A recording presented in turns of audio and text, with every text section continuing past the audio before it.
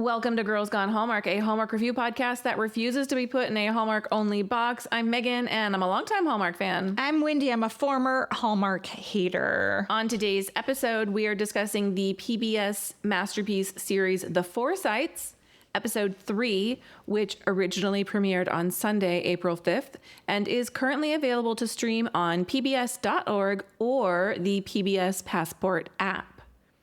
As mentioned, we are Girls Gone Hallmark. If you want to keep up with us and everything we're talking about, you can do that over on Instagram, where we are Girls Gone Hallmark.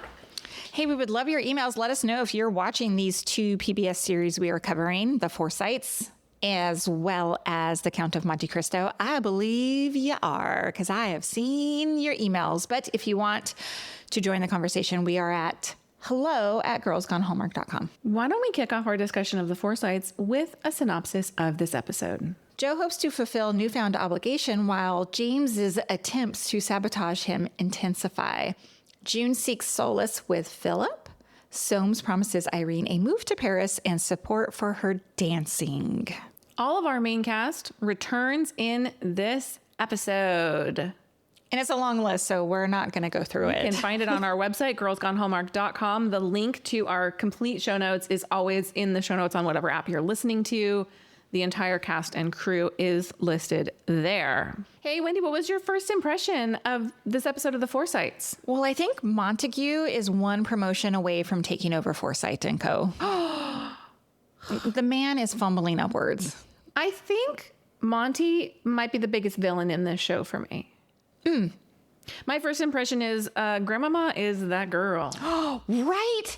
In my notes, I'm like, yeah, Anne, you go on, Anne. Like so many times. So many times. Can I start with Anne in my life? She's an icon. You know, she's quietly running things. Yeah. And maybe even not so quietly. She's observant, sharp. She's not afraid to call things out when needed. She so easily could be the villain here. I know, but she's not. And she's not. She is warm. She's likable. A little bit scary. But I kind of love it. When she's in the boardroom and she fully claps back at these men who are like, oh, this is going to ruin our family or be a bad look on our family. And she's like, you know, this is not the first time. Yeah, he without sins, Yep, right? exactly. Yeah. You would expect her as the matriarch of the family to be the one who's so entrenched in tradition. And she looks at things with such a modern eye. Yeah. She's so observant and aware, as you said. And the way that she's fully aware more than anybody of what is going to happen with Soames, the way she recognized what June is going through, the way she sees the reality of Joe's situation and calls everybody to the table on it. She is my favorite. I'm going to need her to figure out if Joe Sr. and Francis have something going on. Oh. Is this going to be a blindside to Anne if that's the way we're moving? I mean, I have big suspicions about it. I just see her being like, told you, just in the background.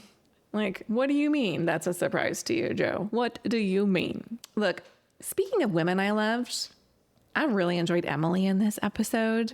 Soames' mommy.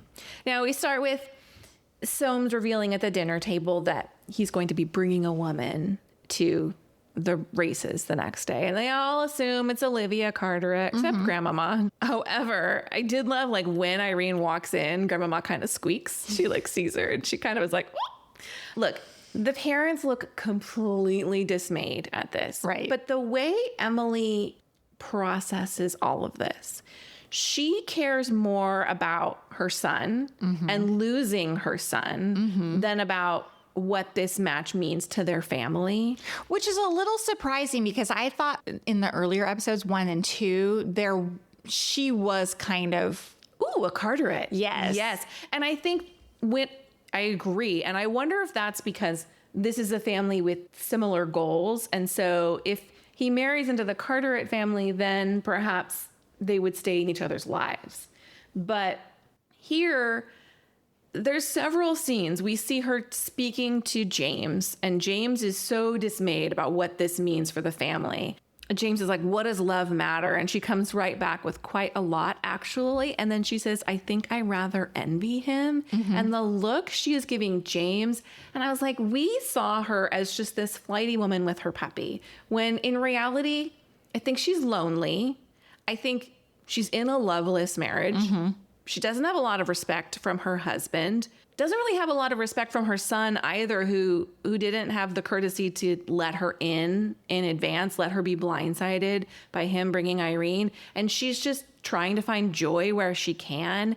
And at the wedding, James is so mad and making snide remarks, and she just looks at him with love. Yeah.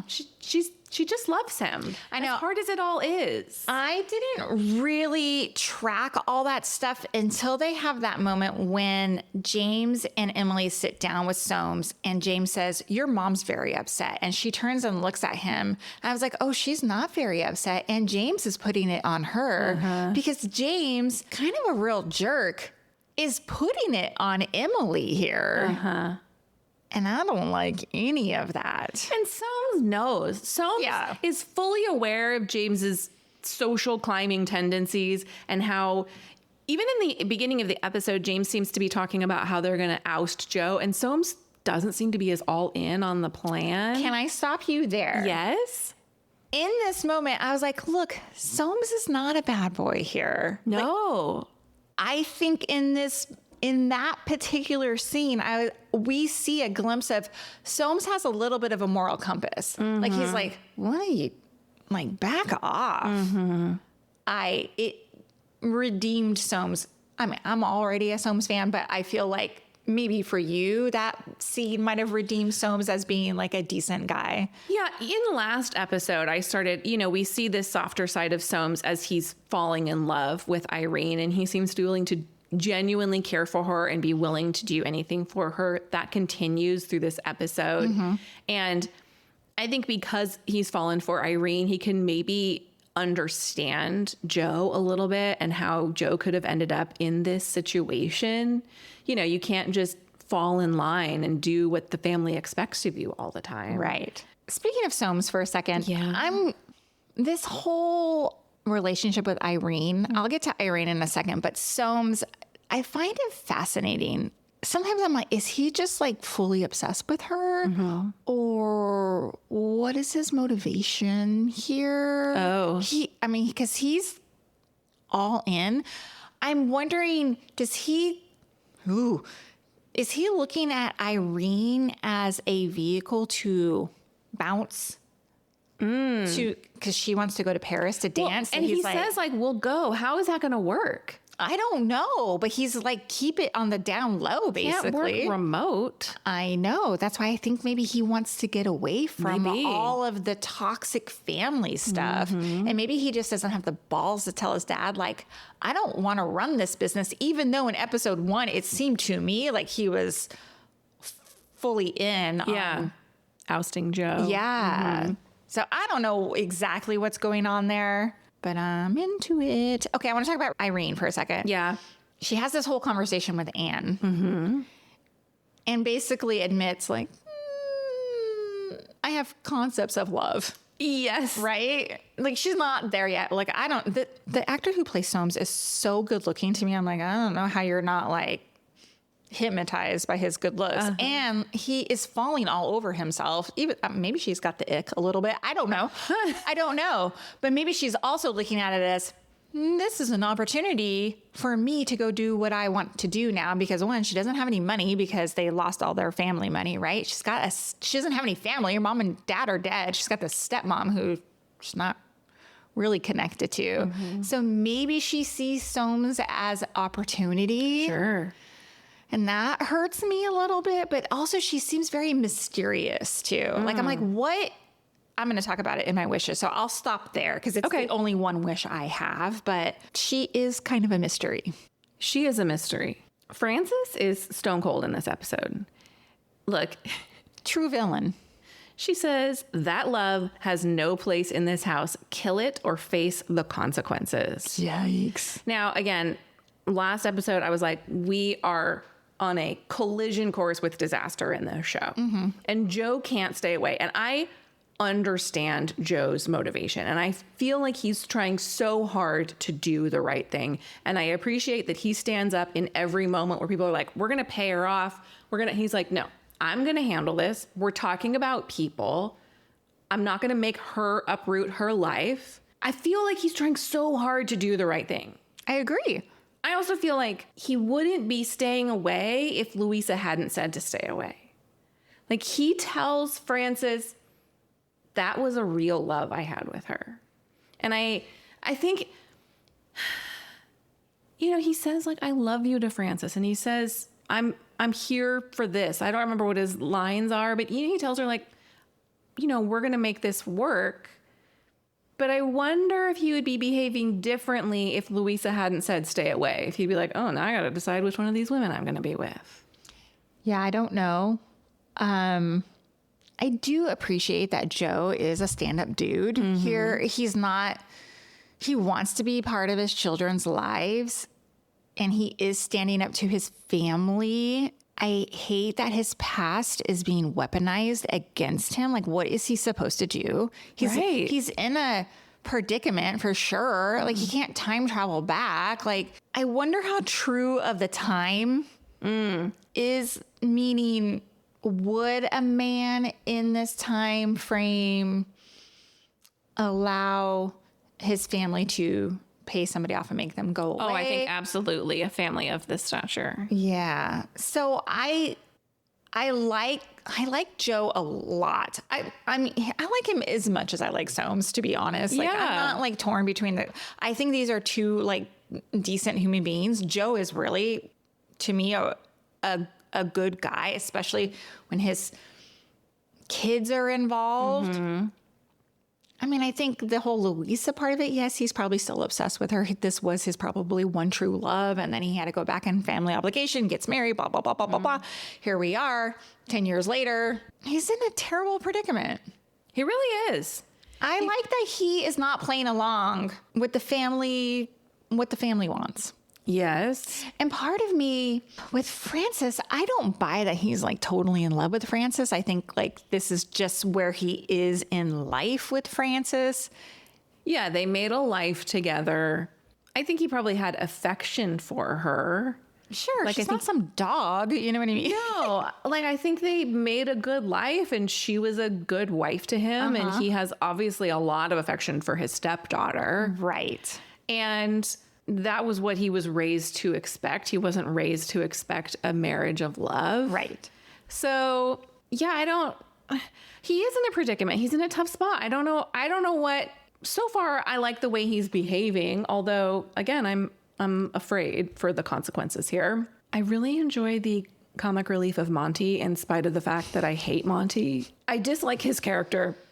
Great work on the actor's part to make me dislike. He's just such a blowhard. Totally. So pompous. I love that scene we get of Winifred in the dress shop where we kind of get a peek behind the curtain of their marriage. And she's like, oh, my husband says, like, don't spend too much money. Meanwhile, he blows his entire allowance. I was like, oh, they're living off the largesse of her family. Yeah, for sure. Because he doesn't have a job because her dad is unwilling to employ him because he knows Monty's completely worthless. Right. So, first of all, the slow-mo we get of Monty when Miss Peaches starts to lose the race and Joe Sr.'s like, so close. So funny. And then just like the snide remarks they make when he like comes like blustering into the office and he's like, give me a brandy. Yeah. You know, and he comes into the boardroom and I was like, God, you brought him in solely for the purpose of having another vote on your side. Now you're going to have all of these other consequences of your actions. Now, I know you didn't watch Succession. It did not. And I had said in previous episode that listener Georgia said that this show is Succession meets The Gilded Age. And I cannot help but draw a comparison.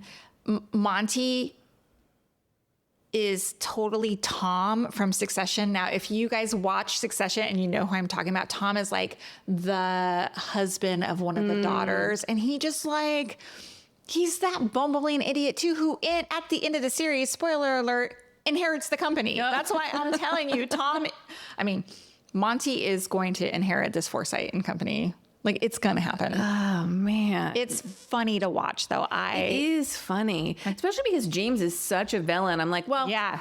I hope this blows back on him. I hope James gets what he deserves. Like, this is, this is not going to go how he planned. He's not just going to be his puppet there. Monty's Right. going to come in there and think that he runs the place. Give me a Brandy in the Day's papers. Oh You work for me, bitches. Oh, my God. I love it. All right. Any more likes? Yeah. June. Oh, June is, to me, one of the strongest stories in this show.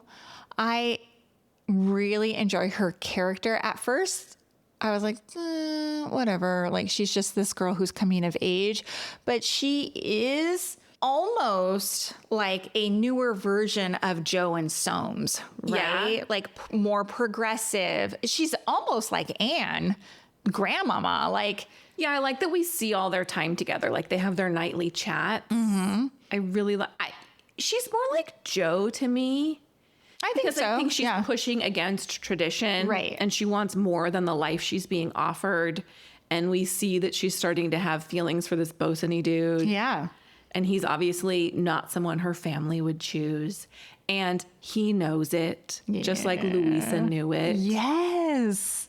And I like that she goes to his garret, his little apartment. She's like, oh, I love a garret. When like an apartment seems such like a romantic idea. Yeah. Mm-hmm. I do wish, like, we just saw just a tiny little bit of her at that socialism meeting. Mm-hmm.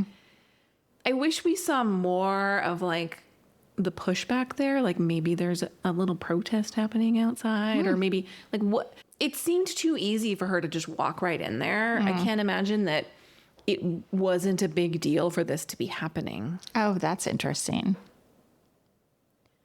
But yeah, she's a political renegade. Yeah. I'm waiting for like that to implode between her and Frances. Like her mom. Yeah, Because her Frances mom's gonna lose it. Her mom's like going to be like, get in line, get back in line, girl. Like, you need to represent the family. Whatever. Anyway, I really like June. Well, like Frances says to Jo, see, is it that hard deciding to move on from them? And I just feel like she's going to be like, no, shut it down and move on. Yeah. That love has no place in this house. Yes. Let's talk wishes. I only have one. Okay. And I mentioned it earlier. It is about Irene. And I personally, as I'm watching it, I need a bit more emotional access to what Irene is thinking. She's a mystery. I have no idea what's going on. Look, when they come, this is not a did you see that, but it is kind of a did you see that? When Soames comes to present like Irene and Clarissa. yeah, Irene is dressed like Mary Poppins. Oh, interesting. It was like this white outfit with this big yellow bow. It just was I just thought it was very bridal because she was maybe it wearing was- white. My Fair Lady. Oh, I don't yeah. know. It was reminded me of something. I think she's just so adorable and cute, but I'm like, what's going on here?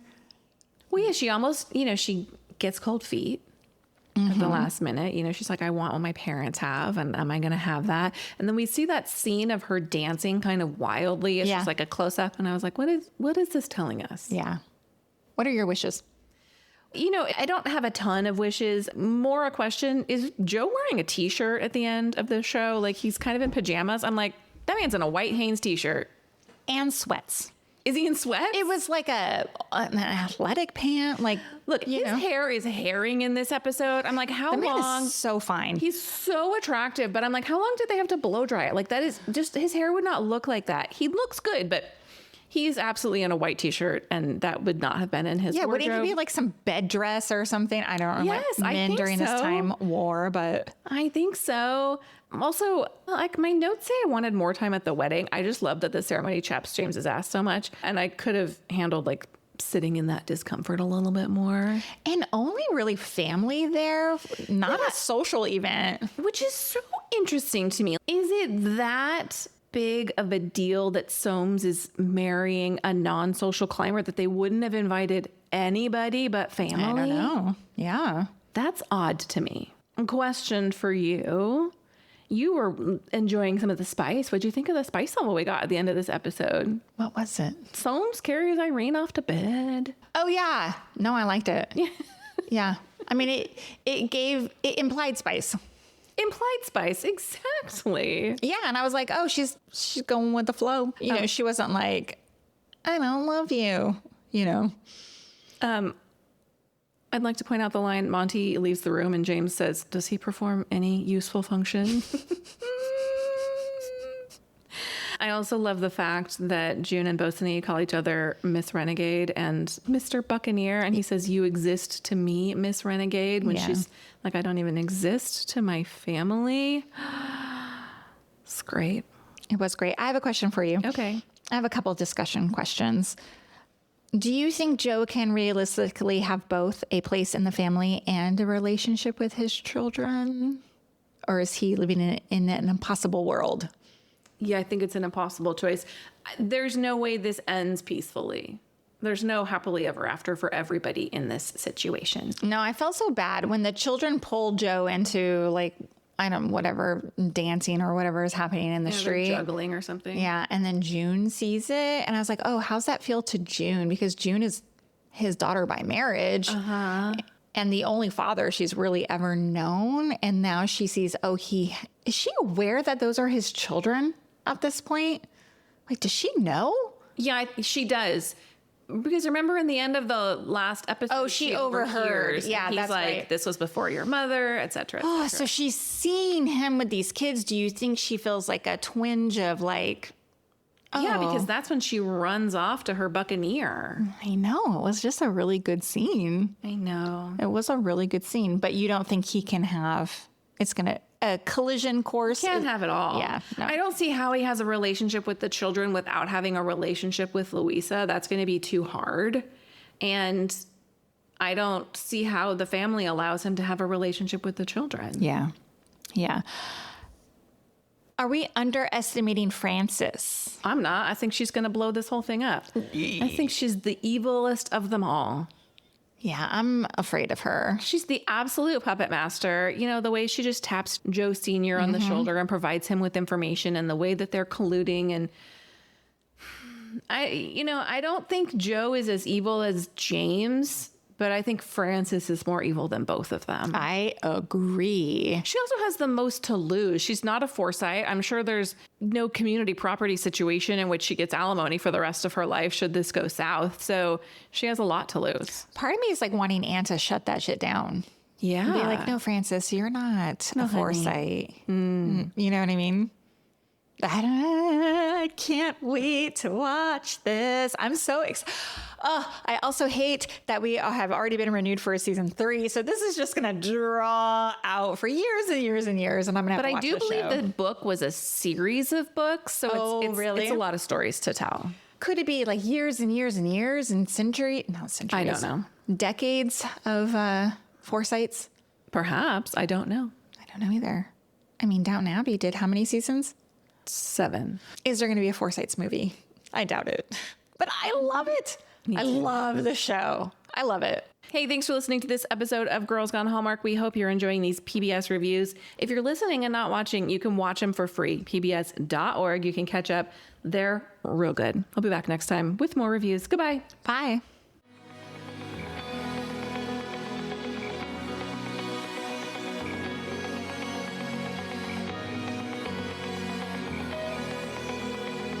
All right, friends, before we go, just a quick heads up.